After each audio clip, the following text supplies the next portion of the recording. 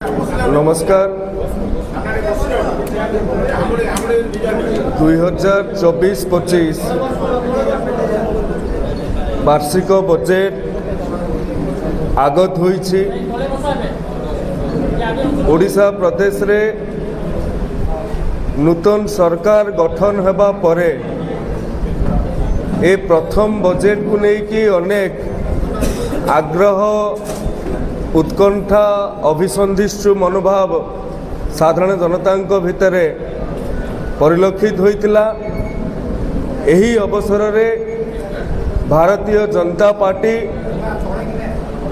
तार समस्त मंत्रिमंडल सदस्य माननकु निर्देश देइछन्ति प्रत्येक जिला को जाइकी सेठी सांबादिक सम्मेलन करने को एवं से सांबादिक सम्मेलन रे ए बजेट्र लोकाभिमुखी दिगटी को विस्तृत भाव में बयान करने यही अवसर रे जिला भारतीय जनता पार्टी कार्यालय रे आयोजित ए सांबादिक सम्मेलन रे उपस्थित थिबा समस्त सांबादिक बंधु माननकु मोर शुभेच्छा और शुभकामना। मंच रे उपस्थित थिबा भद्रकर युव विधायक शीतल शेखर महापात्र, जिला सभापति हेमंत पाढ़ी एवं समस्त वरेण्य नेतृवृंद, बंधुगण, माननीय मुख्यमंत्री मोहन चरण माझी महोदय को अधीन रे अर्थ विभाग रही। ए बजेट आगत होगा पूर्वर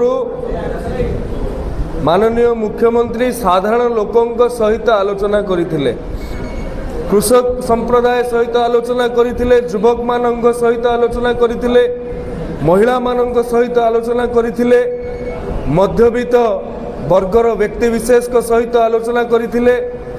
एही परिप्रेक्षी रे से जो बजेट आगत करिसंती ताहा हेउची 2,65,000 कोटी टंकार बजेट।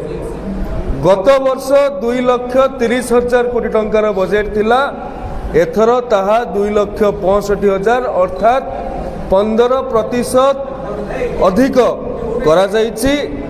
एवं खुशीर कथा राजस्व बड़का जो जीएसटी आकलन रही ताहा 2.9% रहिबो एवं जहाँ को वित्तीय नियंत्रण वा फिस्काल डेफिसिट कहा जाए ताहा 3.5 रे रहिबो। एवं ए बजेट जो एफआरबीएम अच्छी एफआरबीएम अधिनियम संपूर्ण परिपालक अटे।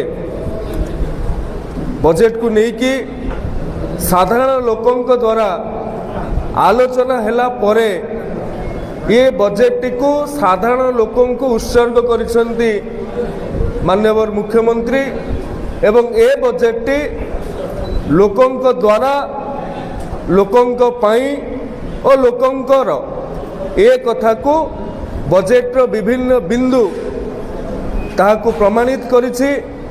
जो कथा माननीय विधायक कहूले 500 कोटी टंकार कॉर्पस फंड पूरी श्रीमंदिर पाई आपण माने खबर कागज देखिथिबे, न्यूज रे देखिथिबे, जेतेबेले सरकार परिवर्तन हैला पूरी मंदिर चतुर्पार्श्व जो लाइट लगा जाइतिला ताहा धीरे धीरे गायब हो जाइतिला। ए प्रकार अभावनीय स्थिति को दूरेइबा पाई कौनसी विधि व्यवस्था मंदिर प्रशासन बा तत्कालीन सरकार तरफ नथिला, किंतु मोहन माझींकर सरकार केवल 500 कोटी टंकार कॉर्पस फंड पूरी मंदिर पाई प्रदान करिनांती, बरं कैबिनेट रो प्रथम निष्पत्ति प्रभु जगन्नाथ को समर्पण करिसंती। भक्त भगवान भितर जो दूरता थिला ताहाको संपूर्ण भाव रे नाश करिकि चारि दुआर खोलिसंती एवं रत्न भंडार कथा आपण माने अल्प बहुते जानती। केवल सेतिकि नुहे, आम ए अंचलर माँ तारिणी घटगाँ तारिणी प्रति समस्तंकर विश्वास अच्छी, समस्तंकर भक्ति भाव अच्छी। सेथिपाई मध्य उक्त दिन 50 कोटी टंका प्रदान करा जाइछि। एवं सुभद्रा योजना जो योजना को भारतीय जनता पार्टी निर्वाचन समय रे महिला मानक निकट रे पहुंचाई थिला एवं विशेष भाव रे ये योजना आदृत होइथिला। ए सुभद्रा योजना रे प्रत्येक महिला को 50,000 टंकार भाउचर कार्ड प्रदान करा जिवो, भाउचर अर्थ प्रदान करा जिवो। सेथिपाई ए वर्ष 10,000 कोटी टंका प्रावधान प्राथमिक स्तर रे करा जाइछि एवं समृद्ध कृषक नीति अनुसार मु गत वर्ष कोटपाड़ जाइथिली। कोटपाड़ ठारू बस्तर दूरता होचे मात्र 2 किलोमीटर। कोटपाड़ ओडिशार गोटे निर्वाचन मंडली, बस्तर है छत्तीसगढ़ गोटे निर्वाचन मंडली। ओडिशा रे चाषी 1700-1800 टंकार धान को बिक्री करुला, अभावी बिक्री होता, किंतु बस्तर जिले में से 3100 टंका पाउले, कारण छत्तीसगढ़ सरकार प्रदान करते। आमे निर्वाचन समय साधारण लोकों को, कृषक वर्ग को पाखरे संकल्प करिथिलु। सरकार आसिले धानर क्विंटाल पिछा चाषी 3100 टंका पाइबे एवं प्रथम कैबिनेट चतुर्थ निष्पत्ति भाव में धानर क्विंटाल पिछा मूल्य जहाँ चाषी मान पाखरे आसिक पहुँचबो ताहाकू 3100 टंका करा जाइछि।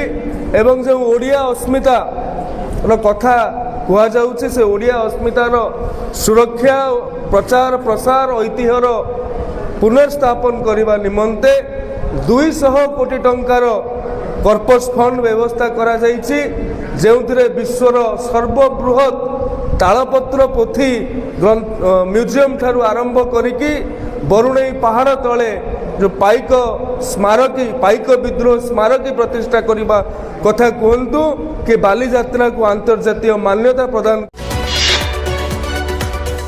आम सह प्रतिदिन जोड़ी होई रहिबा पई आम चैनल को लाइक, शेयर, सब्सक्राइब एवं फॉलो करंतु। ड्रीम्स राइडर सबु समय रे आपन को सेवा रे।